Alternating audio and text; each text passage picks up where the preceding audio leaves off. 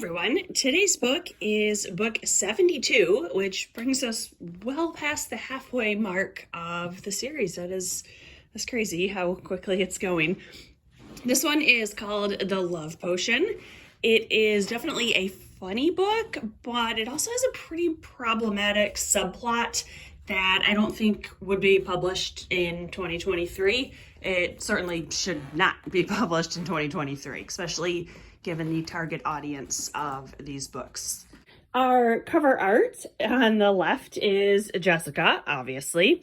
In the middle, I believe, is Mary Wallace, even though she looks quite different from her appearance in previous books.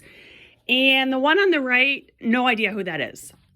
At first, I thought it was Lila, but we are assured that obviously Lila is wearing purple, and they never tell us who's wearing burgundy. What's funny, and I'm sure the artist did not intend this, but if you look at the girl in red and you look at the shadow her nose is casting on her upper lip, it kind of looks like a hint of a mustache, and the shading on her arms makes her look like she has a serious case of man arms over here. And I can't help but think this is Winston Egbert in a costume playing a trick on everyone. That was totally what Winston would do. The big event in this book is a carnival that the middle school is hosting. And we are told the money that gets raised all goes to charity. And this carnival honestly does sound fun.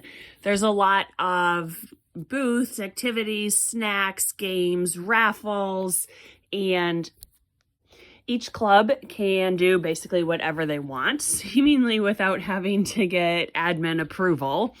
And most of the activities cost between 50 cents and $1. It totally sounds like a fun carnival, and I think I would enjoy it. Elizabeth obviously is selling special editions of the Sixers newspaper, and Jessica and the Unicorns are going to be selling what they call a love potion.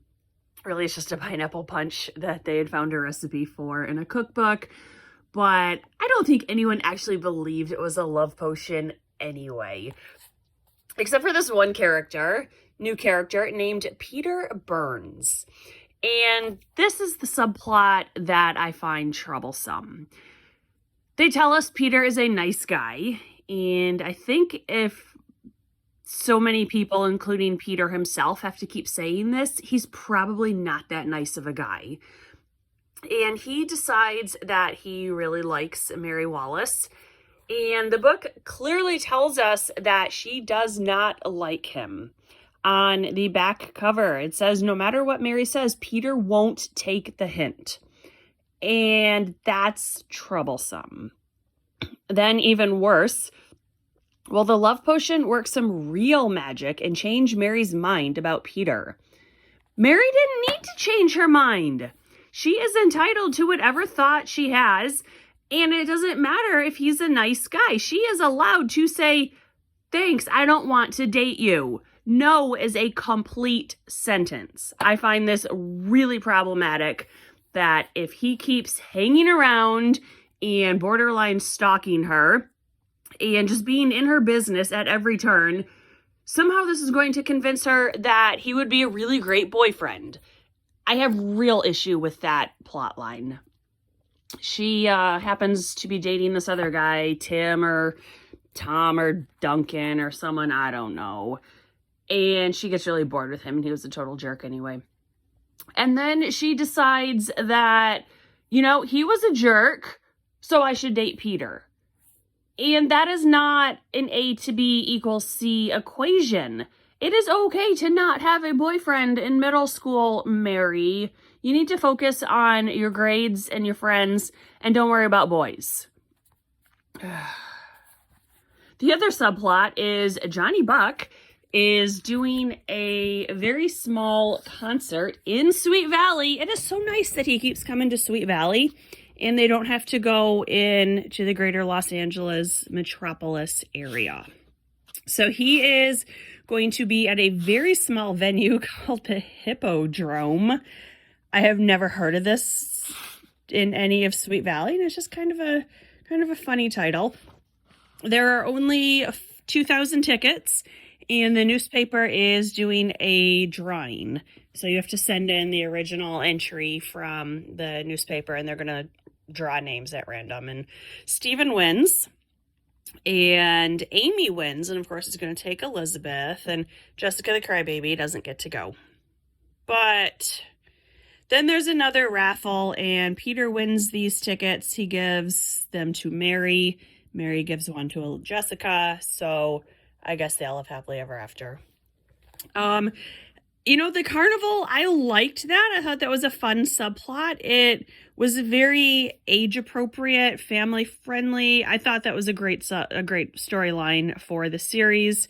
The Peter stuff, not good at all. So there are just three things here that I want to read this time. And this is on page 3, where we finally get sassy Elizabeth back. And she's talking to Lila, and aren't they just the best of friends? They're talking about what they're doing for the carnival. We were planning the special edition for the carnival, Elizabeth explained. Lila covered her mouth and pretended to yawn. How thrilling. Elizabeth frowned at her. Actually, Lila, it is pretty thrilling.